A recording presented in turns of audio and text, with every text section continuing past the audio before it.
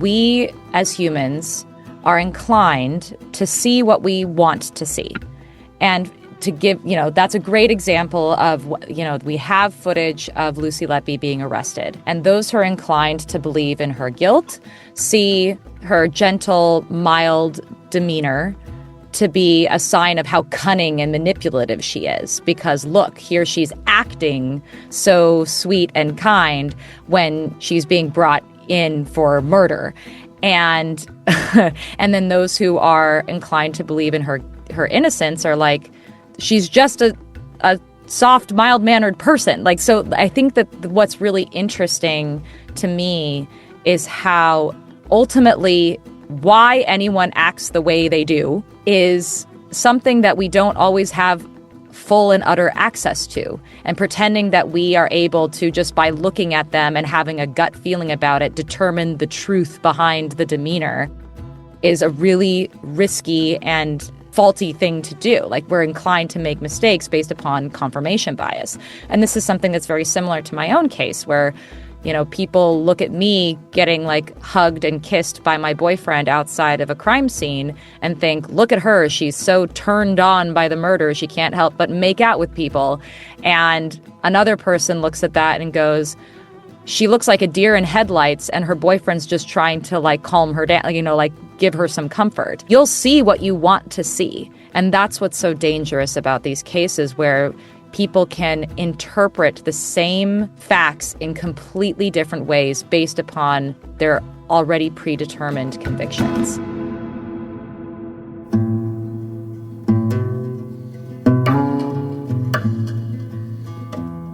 Welcome to the Cassandra Voices podcast, an Irish home for independent journalism with a global perspective. Our Cassandra Voices podcast offers cautionary tales and inspiring narratives to illuminate our own troubled times.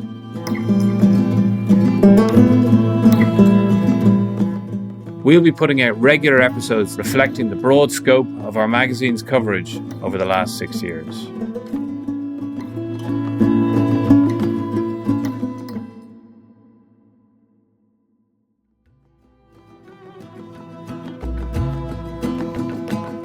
Welcome to the Cassandra Voices podcast. This is your host, Frank Armstrong. Today we are delighted to welcome the American journalist Amanda Knox, who was falsely accused of murder in Italy in 2007. Amanda is going to discuss the case of Lucy Letby, the English nurse found guilty of murdering 7 babies in her care in 2023. Amanda has found parallels with her own treatment and points to major flaws in the prosecution case. Good morning, Amanda Knox, or yes, well, it's good evening. What time is it for you? It's actually 5:30 here, but okay. I think it's a lot earlier on the West Coast. 9:30 on our end, yes. The miracle of Zoom. Or as somebody called it, the permanent selfie of Zoom that we're forced to endure. And it's great to see you again. I've had the pleasure of meeting Amanda when she was in Dublin on 2 occasions. And I'm sorry I'm not seeing you the upcoming one, yeah. But you have good reason to be where you are. Yes, indeed. And just off the cuff, what's the atmosphere like in America now, or as you approach, or can't resist asking, as you approach midterm elections, or is there, or is that too left field? No, it's not too left field. Feeling is that nobody's feeling super positive about stuff here in the U.S. these days. A lot of people are feeling like our world is increasingly unstable and we're not doing anything really to restabilize it. So, I mean, it depends on who you ask. And I actually had an interesting conversation with a friend of mine who was, I was telling them I was going to be going abroad very soon. And they said, oh, it's so funny to like meet other Americans when you're abroad because you have to figure out what kind of American they are. Like you don't immediately know. You sort of have to feel each other out. And yeah, there's this like constant feeling of, at least in the more liberal areas where I am in, it's not feeling super hopeful, unfortunately. No one's really feeling very hopeful these days. Yeah, I suppose it's also a feeling that maybe people aren't talking to one another, that the camp, the respective camps are so divided that it's almost difficult for communication to occur on an Yeah, individual level. and that's something that I try to talk about when I give talks, and especially when I've talked about my book. Like, what does it really take to have a conversation with somebody whose entire worldview is both completely opposite yours and also happens to be wrong? Like, it's a really difficult thing to do, and I think a lot of people are inclined to just avoid the conversation because they feel it's pointless. And in my experience, that doesn't. I've always been a very hopeful person, and I've always been very curious to push back against the assumption that confrontation is necessarily a losing battle, and that you can have confrontation that isn't necessarily adversarial in nature. Definitely, definitely, and I think it's very important, and it's vital for healthy politics to actually to accept that we're all not going to agree on everything, and that we have to sort of talk to people who we disagree with. And I suppose you've had obviously great experience of that, and have shown an amazing capacity to communicate with people who really acted quite awfully, and who said awful things to you and about you. And hopefully we'll get into that in relation to what we're going to talk about this evening, which is the Lucy Letby case. Just in case anyone doesn't know about Lucy Letby, she was an NHS nurse who was working in a sort of a neonatal ward in the Countess Hospital in Chester, England. And under her watch, something like 8 babies died in a hospital where there were only normally 3 deaths a year. So this anomaly caught the attention of some of the consultant doctors, who alerted the NHS Trust about this and pointed the finger of blame at Letby. And the trust were not amenable to this suggestion, or couldn't imagine this occurring. And it took some time before a police prosecution began. And then there was a criminal case brought against, ultimately, Letby, and a trial which culminated in a guilty verdict in 2023. But many aspects of the case are unsatisfactory. In particular, that I think that there was no evidence called on behalf of the defence in the trial, and many other aspects in relation to how the hospital operates. So Amanda, how did you first become acquainted with the case? So after she was convicted and the headlines were being put out there, this killer nurse, very sort of sensationalized headlines and a very sensationalized narrative that suddenly sort of broke the dam. So there was this sort of a lot of media couldn't discuss the case or couldn't get into the details of the case while it was unfolding during trial. As soon as the conviction happened and the dam broke, suddenly this like sweeping narrative of this serial killer nurse took over the public imagination. And when certain experts were finally able to look at the evidence that was presented at trial, they raised concerns. And the first experts who approached me were statisticians. And I think statisticians were the first ones to really raise the alarm, because one of the very suggestive pieces of evidence that was brought to trial was this list of all of the suspicious deaths and the list of all of the potential nursing staff that was on duty, and the only common denominator was Lucy Letby. Of course, that was after they had, like, the suggestion from the statisticians, though, was that was not as suggestive as people thought it was. It felt like such a compelling piece of evidence, but that's only when you consider that they chose, of those like deaths that occurred, they only chose the ones to include in that list, the ones where Lucy Letby was in fact on duty. So like any other deaths that might have been available are first for review were not included in that list. And really it was meant to suggest a kind of certainty that was not merited. And also that even very early on, the police hired a statistician to talk about what are the chances that these many children would die and this nurse would be on duty. What are the chances of that? And they basically wanted a statistician to give them a number to make it look like, oh, that it'd be a 1 in bazillion chance that was possible. And the original statistician that they reached out to said that that's not how this works. You can't just predetermine what you want the statistics to mean. And so that was brought to me, and I'm not a statistician, right? I don't know. That sounds compelling. I've heard of things like the sharpshooter fallacy. Are you familiar with the sharpshooter fallacy? No. So the sharpshooter fallacy is, imagine some cowboy with a rifle who's shooting at the side of a barn. He just shoots randomly at the side of a barn. And then after he's done shooting, he goes up to the barn and circles the tightest cluster of shots and says, hey, look how accurate I am. So that's where you sort of retroactively try to take random data and make it seem meaningful. And the statisticians that I talked to said that how statistics were used in this case was very much like this kind of sharpshooter fallacy, that it wasn't proper statistics, which, okay, interesting. Then there's the medical evidence, which itself, again, is I'm not an expert of medical evidence, I'm not an expert in DNA. And yet again, we're talking about something that is really complicated and ambiguous in a lot of cases, and we are required to trust an expert to tell us how to interpret what is going on.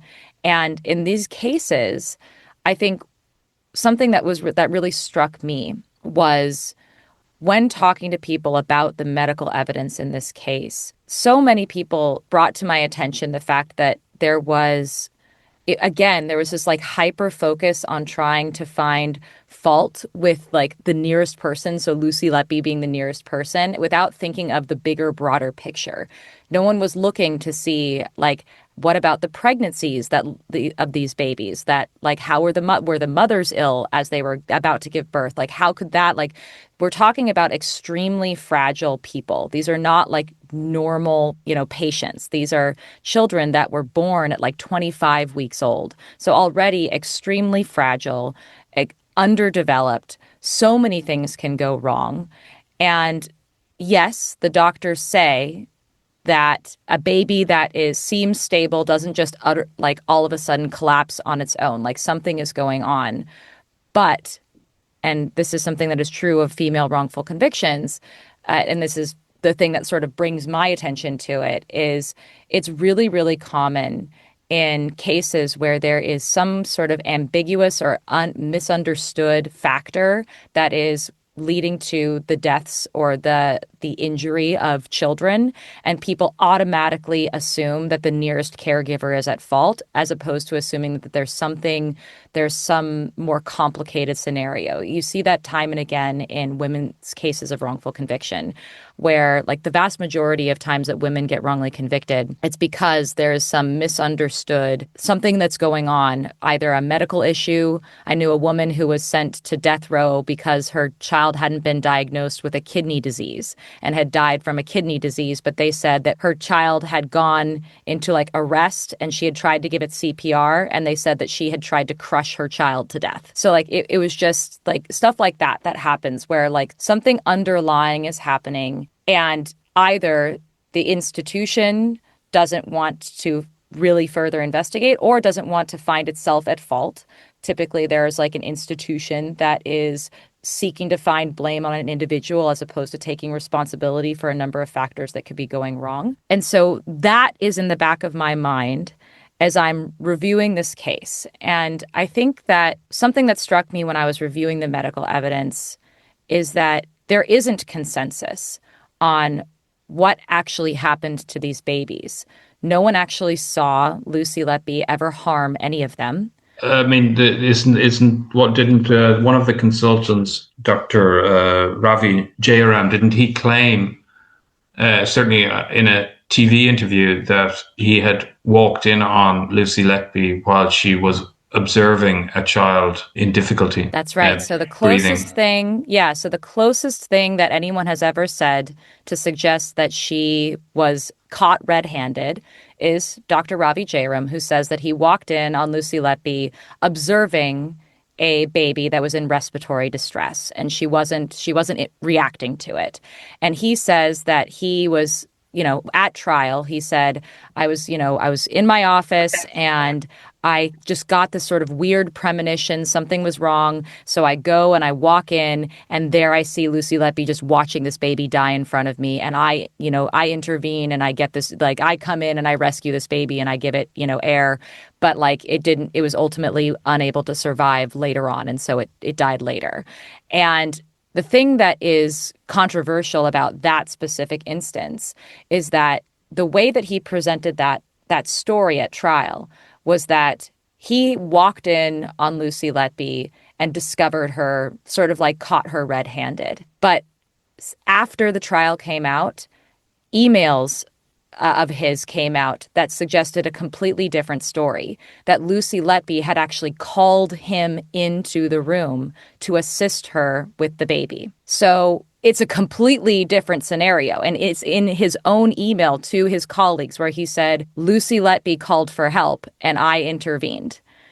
And so it's a completely different story, and it suggests a completely different kind of person. Is this somebody who's just lurking over a crib watching a baby suffocate to death? Or is it a nurse who's sort of caught in alarm and calls for help? Which is it?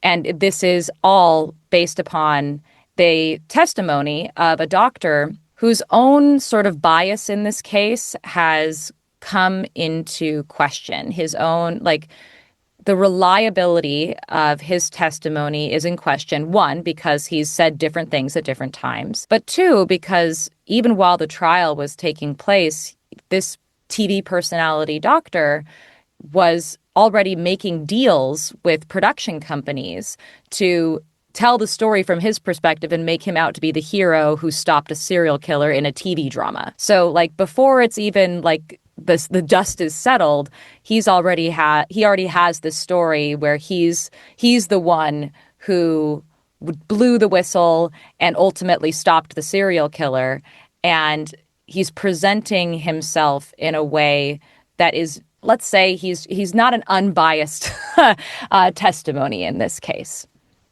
Sure. And while we're sort of getting into the evidence, I think most people's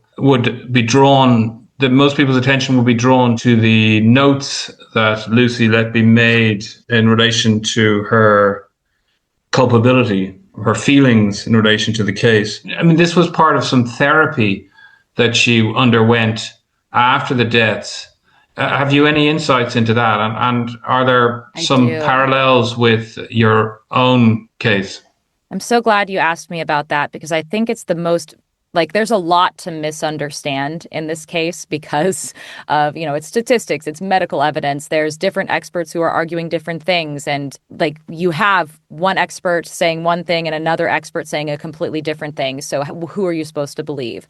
But ultimately, I think people can feel like it is common sense to say, oh, she wrote on a piece of paper, I'm evil, I did this.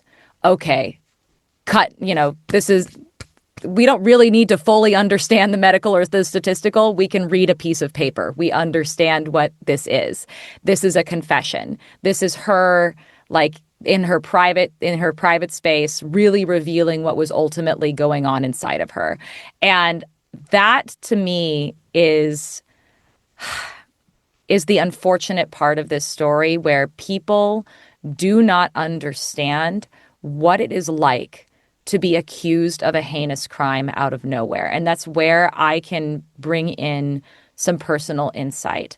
And in fact, I didn't just bring in my own personal insight for the sake of this question, but I actually invited for my podcast 2 other women who I know very well, who are innocent, but who were accused of harming children and spent years, over a decade in prison each, for having committed crimes against children, only to have it overturned and revealed that nothing ever happened.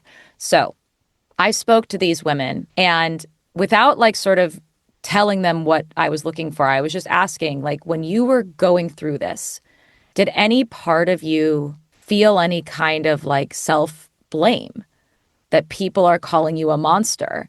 And like, because I remember when I was going through this, that I was thinking crazy thoughts that I never would think before. Like, oh, maybe in the universe, everyone is supposed to suffer a certain amount, and all of my suffering is just happening right now. And so maybe this is supposed to be happening, or maybe this or maybe the fact that like in my interrogation, they confused me. Maybe that was my fault. And one of my friends, she said, well, I remember when I was on trial, I just thought that maybe I was a bad person. Like, I know I didn't do this, but I thought, well, everyone hates me. It must mean that I'm just a bad person and that I deserve what is happening to me, even though I didn't do the thing that they say I did. So like, there's a lot of like the experience of being accused of a heinous crime, especially against children, is so surreal and overwhelming that like it challenges your sanity. And in her case, in Lucy's case, she was given specific therapeutic instructions, which were, you are being overwhelmed by horrible thoughts about everything that's happening right now. Just get them all out. Just get them out of you so they're not overwhelming in your head. Just put them out, get them out of you. And that includes any thought whatsoever. And so she did. She wrote like all crazy little post-it notes full of everything that could come to her mind, including, I didn't do this, I'm innocent. But also, I'm evil, I did this. Because this who can you just let us know who actually asked her to do this? Was this before the criminal prosecution began? Yeah, so this was something that she had been doing for a long time. In fact, it's something that her friends were able to actually bring forth, that they had been instructed in the past to like, if any sort of like anything is bothering you, just get it out of just write it all down. Just whatever's bothering you, write it down, get it out, and then you can sort of have the peace of mind to work through it and think through it clearly. And especially as she was going through the initial investigation that wasn't happening on the police's watch. It was an internal investigation to check in on these doctors' claims, and they ultimately ruled in her favor, found no wrongdoing. She was still in distress. Her career was at stake, and she was in distress. So she was writing out her thoughts to get them out. And those thoughts were then cherry-picked by the prosecution and claimed to be a confession. And I push back on that hard, because it is not the case that only a guilty person would have a guilty thought. Time and again, research has shown that innocent people, especially when they are put under pressure and when they are accused, start to internalize feelings of guilt that they don't understand. And because we're social animals and we're interacting to how people are treating us. And so our understanding of ourself and our place in the world and what we may or may not have done is triggered and influenced by how people are interacting with us. And Lucy Letby was at the heart of an investigation that took place over a long period of time. And it was putting her entire life on the rails. And so she was in distress and was internalizing feelings of guilt. And one of the things so I push back on any sense that is a definitive, provable confession, because I know from experience and I know from research that is not the case, that innocent people can be made to feel guilty when they are not, in fact, guilty. Yeah, I mean, you only have to read the novels of Dostoevsky to find people talking about how they're responsible for a crime. You know, Ivan Karamazov talking about how he's guilty of killing his father for well, in this case, for planting ideas about killing his father, but right. Expressing animosity towards his father and to somebody, and you know, it's what somebody writes in that context where no one else, they don't think anybody else is reading it or listening to it. It's not necessarily what we mean or what we say or what we really mean. And I can definitely agree with you on that. But how was this evidence?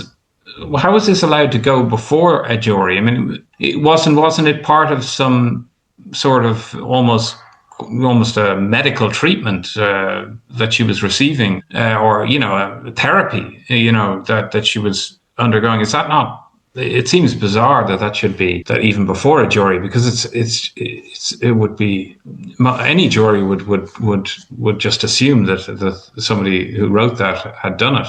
Well, absolutely. And I think that's what's really problematic, is not understanding the context around those notes.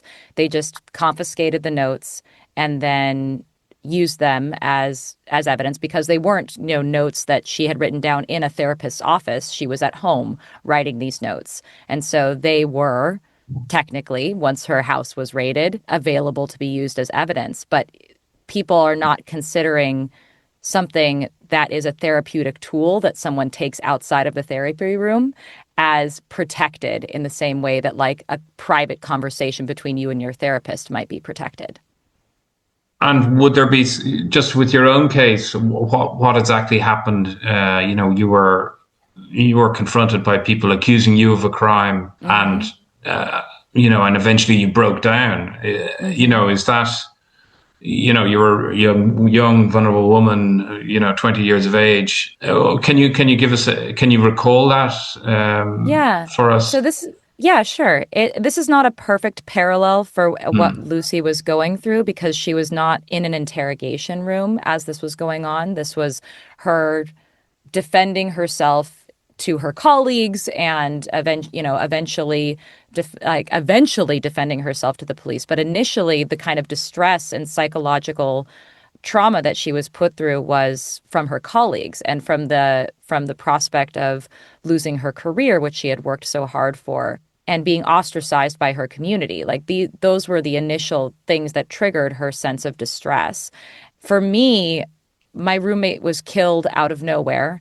And before I even had time to process that, I was in the police office answering questions for hours a day, and just anything I could possibly think of that might give them any sense of what could have happened to my roommate. Of course, I had no idea, but I'm thinking anybody who looked at her the wrong way, whatever, I'm just putting myself out there and making myself available to the police officers who are calling me in for hours and hours of questioning a day. And ultimately, that culminated in an overnight interrogation where the police accused me of lying to them and lied to me, and ultimately told me that everything I thought I remembered about the night that my roommate was murdered was not true, that I was traumatized from having witnessed the crime, and that I just needed to remember it for them, to prove to them that I wasn't in cahoots with the murderer. And so they demanded, didn't just invite me, demanded that I remember something different than I thought I remembered. And with enough provoking and suggestion, they induced me to imagine that I had witnessed my boss, Patrick Lumumba, rape and murder my roommate. And I wasn't this is the most confused and terrified I've ever been in my entire life, because at a certain point, I could not make sense of why they were so angry at me, why they were yelling at me, why they were hitting me. All I was doing was trying to help the police. And they were so angry and so sure of themselves.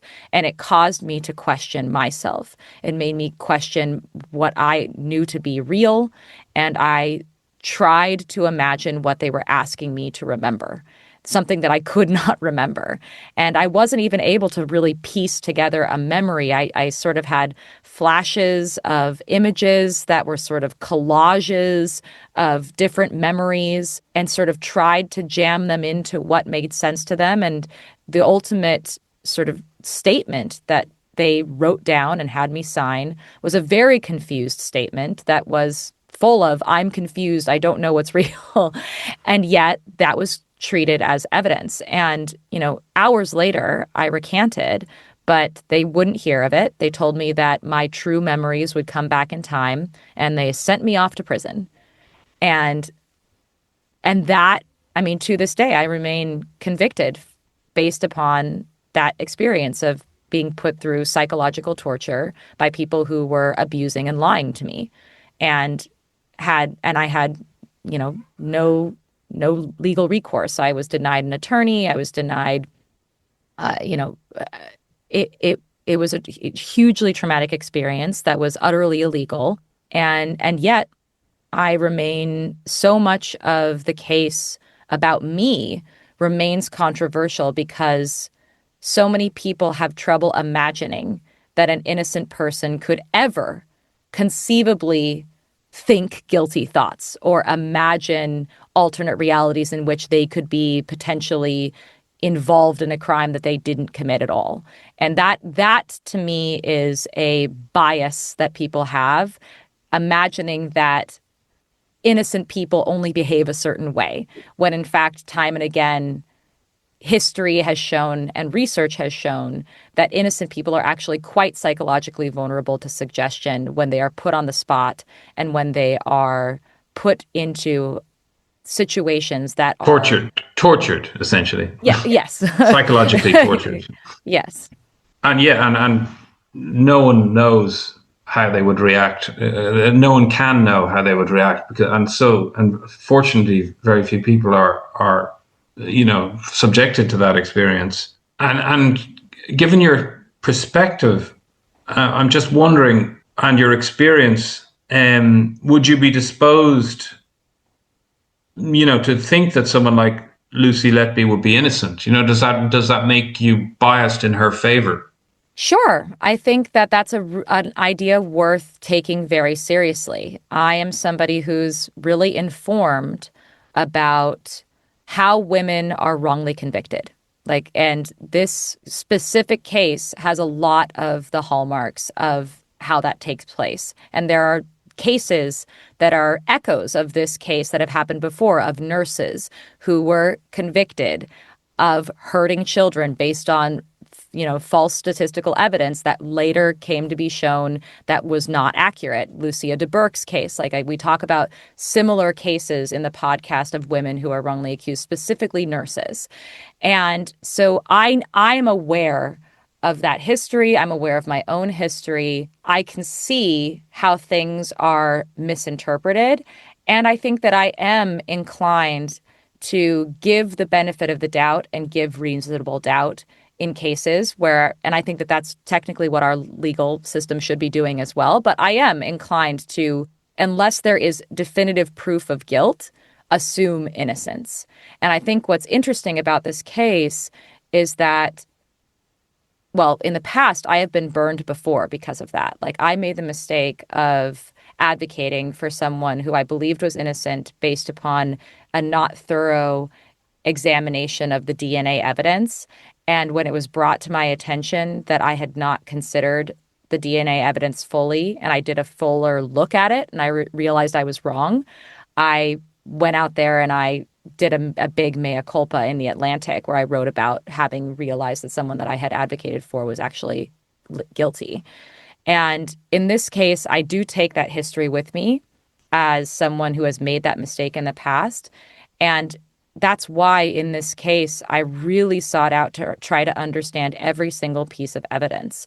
And I think that, and, speaking to medical experts and statistical experts and all of that, and there is a level of trust that we all have to put into the experts that we talk to. But I think ultimately what I came away with is that, like so many other cases, this is not a case where there is definitive proof of innocence, but also this is not a case where there is definitive proof of guilt. And that is where society then has to ask themselves, well, where do we fall? Where do we land? What matters to us? This is a highly emotionally charged case.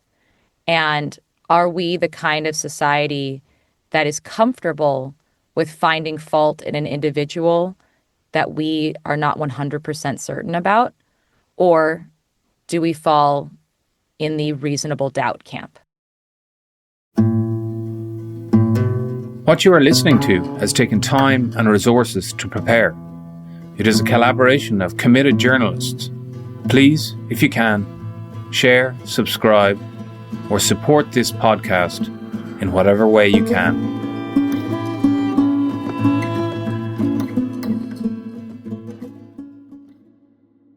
Yeah, I mean, I suppose it's a very difficult question. I suppose the standard of proof, obviously, in a criminal trial is beyond reasonable doubt, which is a high threshold to meet. And I suppose the reality is probably otherwise, that people, if they're put before a jury by the police, most people believe that they're guilty. So and yet the police have been shown to be corrupt in some countries, in many countries, and there are many people who have been exonerated, and for very good reasons. But, I suppose I'm interested, I suppose there's an intuitive kind of response, is there, to the way somebody acts, or, we've all seen probably the video of Lucy Letby being arrested, and the way she interacts with her cats, and her whole demeanor is just kind of it's just very soft. And I suppose some people would kind of look behind the veil of some kind of evil, and others would kind of say, well, this is just a kind of a very gentle nurse. Do you have that, or can you separate your kind of intuitive response from the kind of rational, kind of analytical response to a case? Well, I think that the most important thing to remember is that we as humans are inclined to see what we want to see. And to give, that's a great example of, we have footage of Lucy Letby being arrested. And those who are inclined to believe in her guilt see her gentle, mild demeanor to be a sign of how cunning and manipulative she is. Because look, here she's acting so sweet and kind when she's being brought in for murder. And and then those who are inclined to believe in her innocence are like, she's just a soft, mild-mannered person. Like that. Why are you? So I think that what's really interesting to me is how ultimately why anyone acts the way they do is something that we don't always have full and utter access to. And pretending that we are able to, just by looking at them and having a gut feeling about it, determine the truth behind the demeanor is a really risky and faulty thing to do. Like, we're inclined to make mistakes based upon confirmation bias. And this is something that's very similar to my own case, where people look at me getting like hugged and kissed by my boyfriend outside of a crime scene and think, look at her. She's so turned on by the murder. She can't help but make out with people. And another person looks at that and goes, she looks like a deer in headlights and her boyfriend's just trying to like calm her down, like give her some comfort. You'll see what you want to see. And that's what's so dangerous about these cases, where people can interpret the same facts in completely different ways based upon their already predetermined convictions. Yeah, I suppose, and just in relation to Lucy Letby, you would ordinarily, if there's a serial killer, there's some kind of motive, so was it Harold Shipman was kind of stealing money? A lot of times there's a sexual motive. Or somebody has a record of doing things of this nature before, there's a ratcheting up of aggressive behavior. Yeah. But we haven't heard any stories in relation to Lucy Letby being a kind of somebody who drowns cats or pulls wings off insects, or, whatever it is that kind of is the starter, that precedes the main course of actual murder. There's no history of escalation. It's really troubling to me when the story that comes out is, here's a woman with no history of violence, no history of mental illness, and no motive is suddenly the greatest serial killer in UK history. Like, that to me is reason for pause, because, as you said, I don't think serial killers just come out of nowhere. And I think there's an inclination when finding fault in women to say, oh, well, they were just, going along until one day they snapped. You hear, especially in the US, you hear like, oh, snapped. The woman just one day was totally fine and then turned into a monster overnight. And I think that is a myth. I think that anyone who would be like exhibiting the kind of antisocial behavior required to kill multiple innocent, fragile human beings there would have been some signs of antisocial behavior. And everyone who has been asked to speak about her behavior or her personality has always talked about how she was a normal, social, regular person.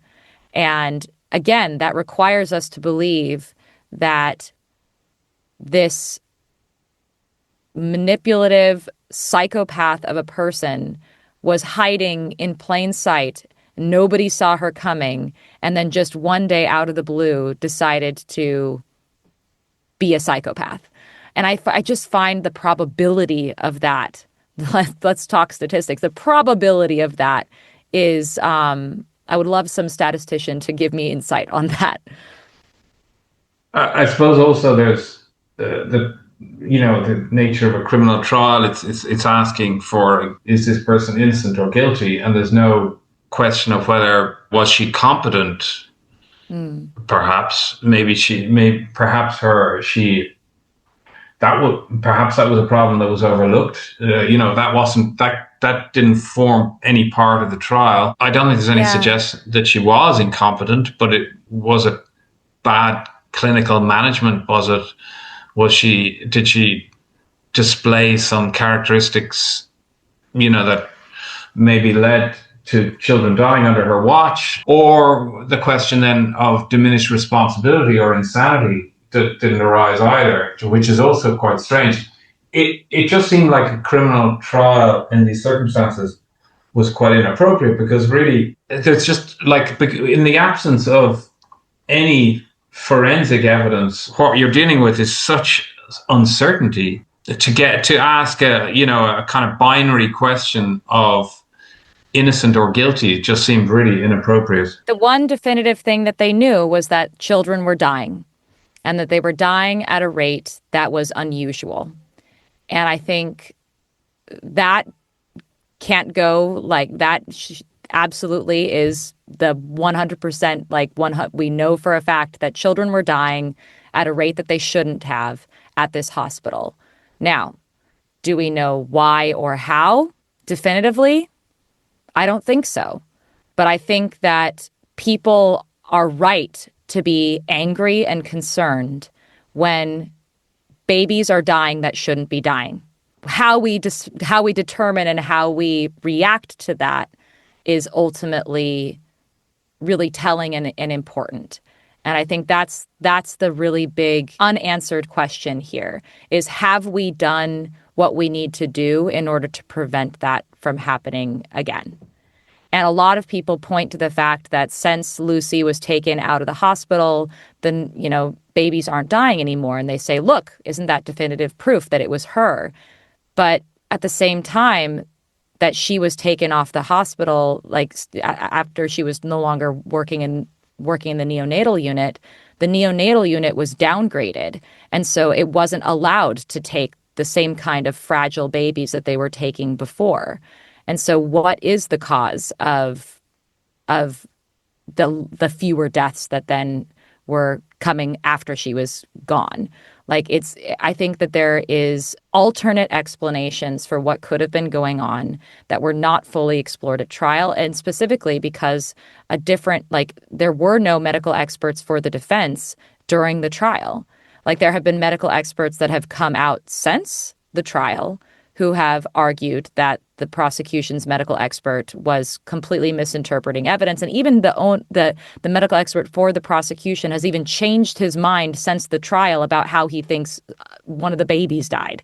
So even that, they can't, he as a reliable source of what definitively happened to these babies, I think is very questionable, and I think it's much more ambiguous than anyone is really considering.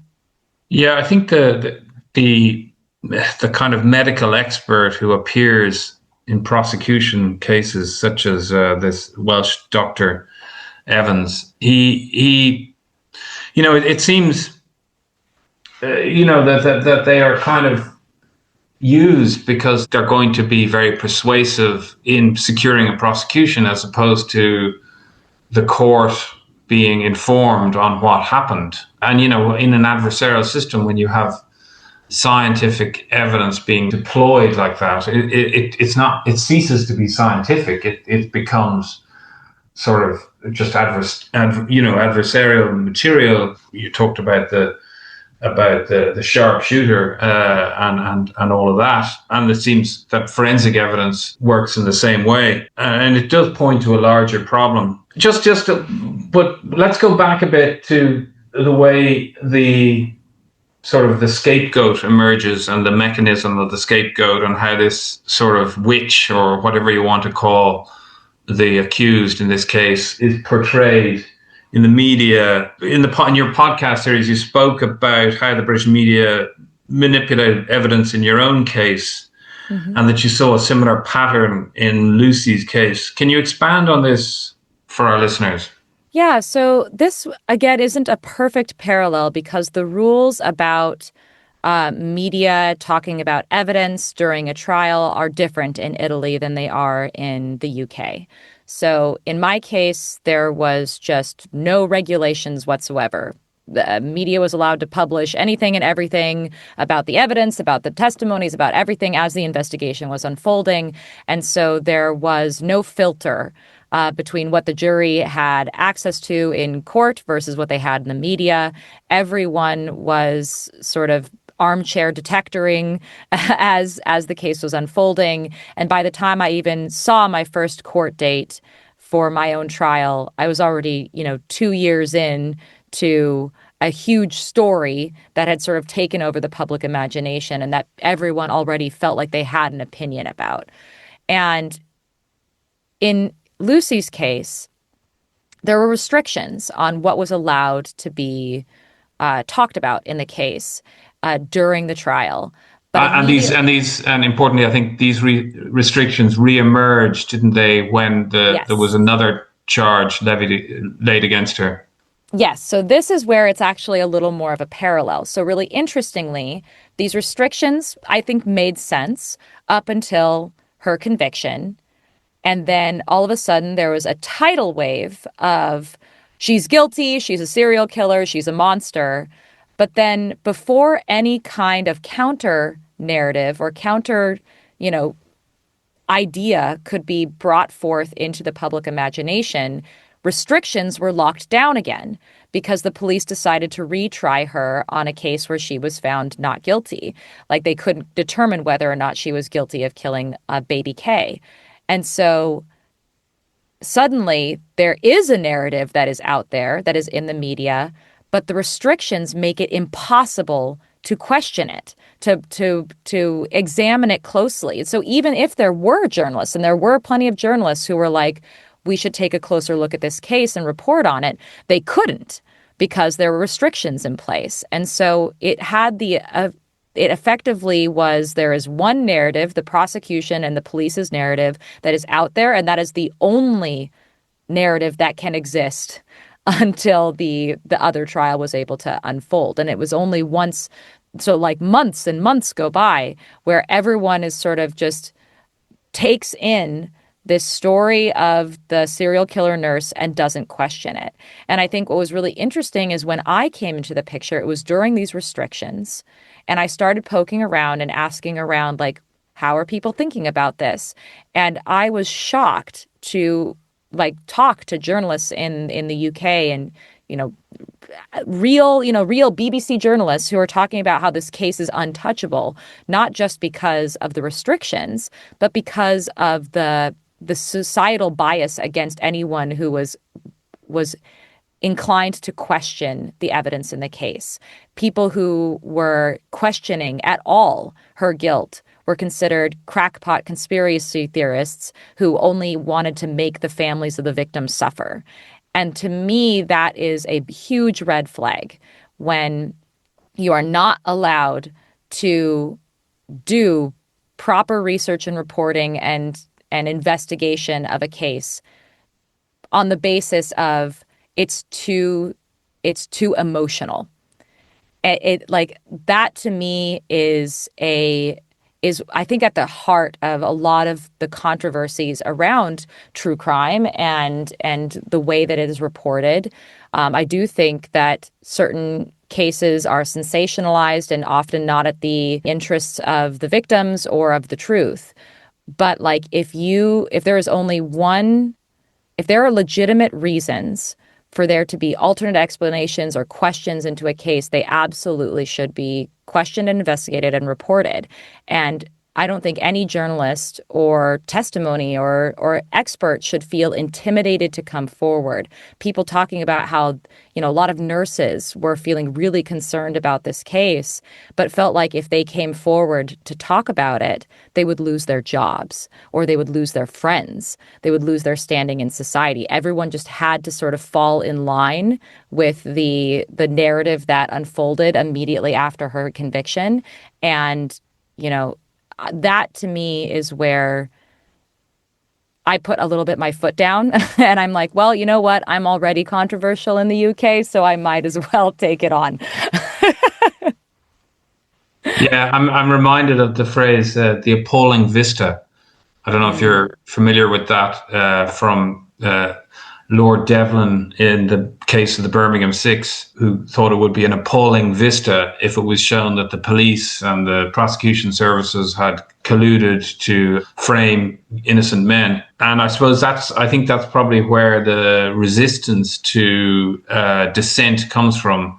That people, if you question the basis of that conviction, you're questioning the authority of senior doctors. You're questioning the authority of the police, the Crown Prosecution Service, the judiciary.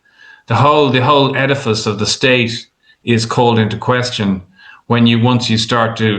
if you start pointing the finger. And in a small society, in Britain, Britain isn't such an enormous country.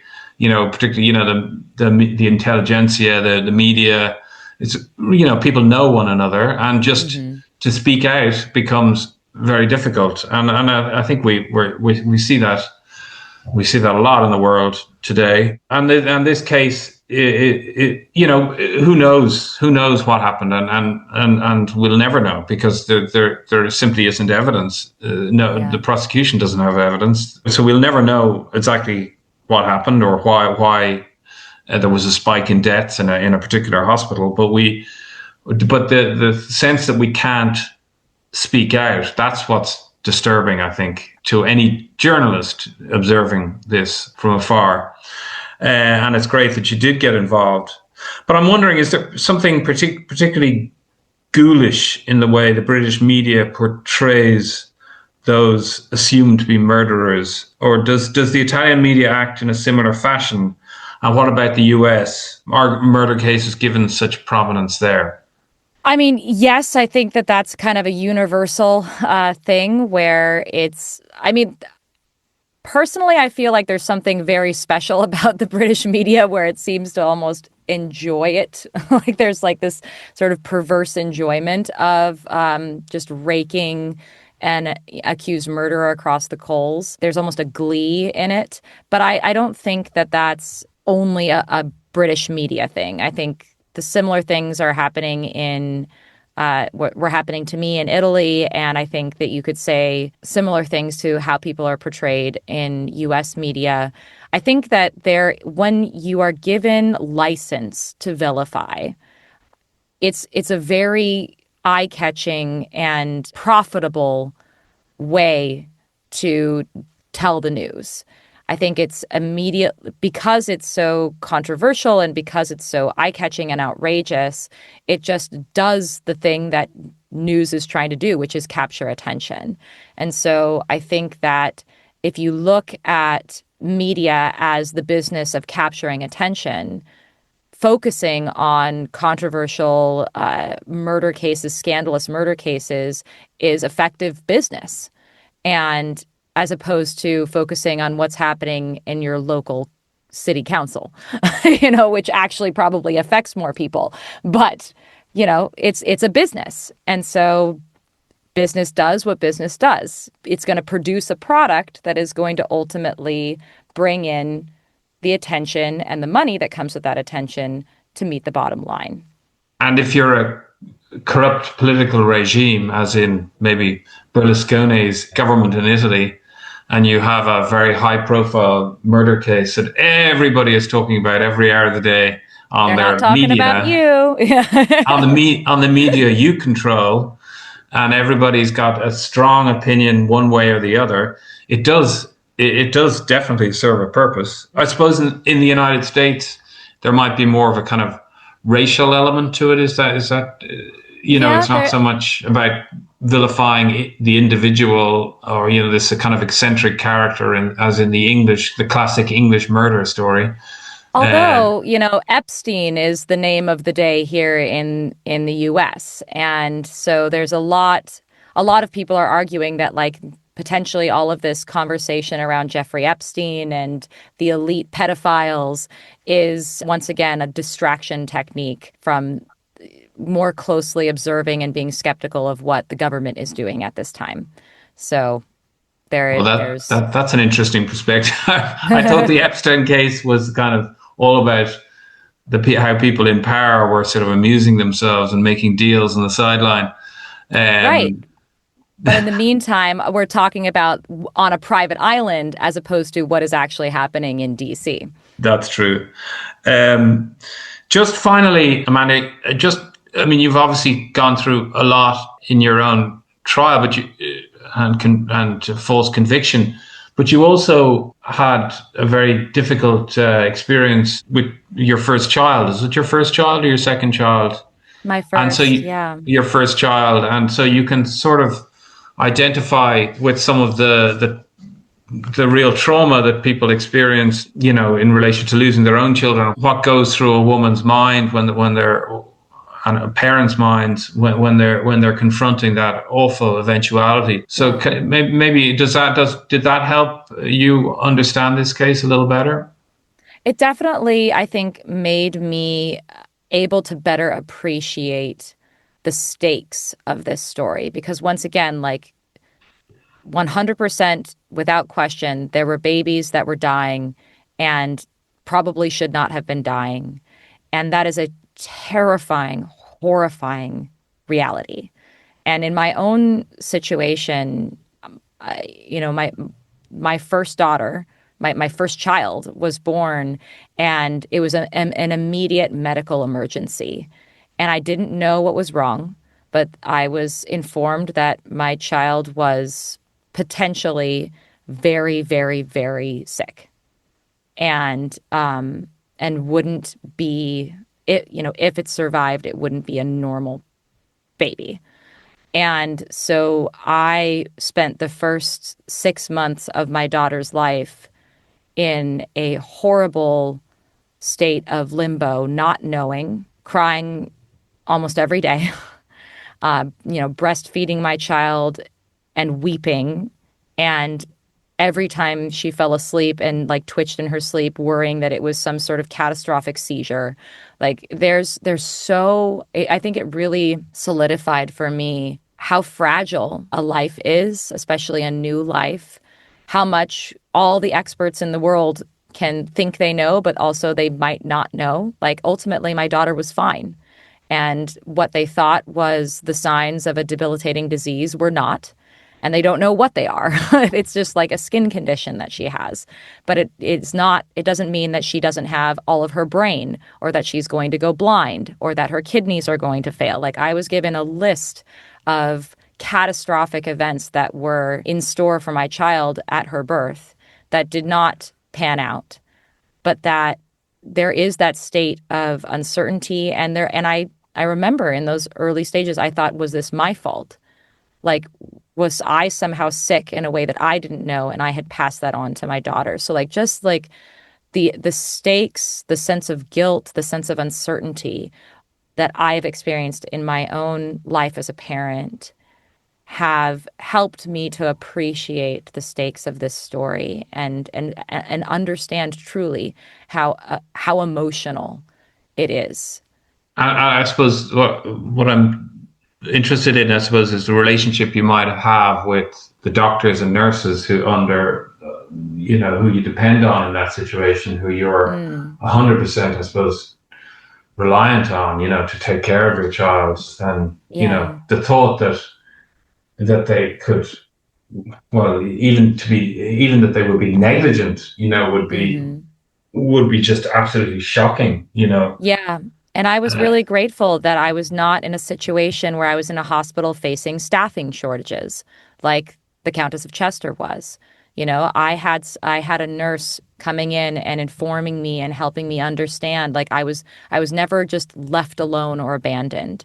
And unfortunately, like, some hospitals are not in the same kind of condition. And you're not going to be able to receive that same quality of care, not because the nurses don't care and aren't working hard, but just because there aren't enough of them, or they're not specialized enough in order to meet your specific needs. So I think that in that way, again, tragedies can happen not because of some kind of psychopath that is hidden in the midst, but because a million little things can go wrong and people are just not equipped to handle them. Just final question. Have you had any contact with Lucy Letby? Have you been able to reach out to her? Has she reached out to you? Or I've reached out to her personally. I've reached out to her family. I have not received word back, but I am in contact with her attorney. Okay. Well, thanks, Amanda. That was really great, and we will look forward to hearing more of your podcast series, and hopefully we can talk again. So that'd be great. Yeah. Okay. Thank you, Amanda.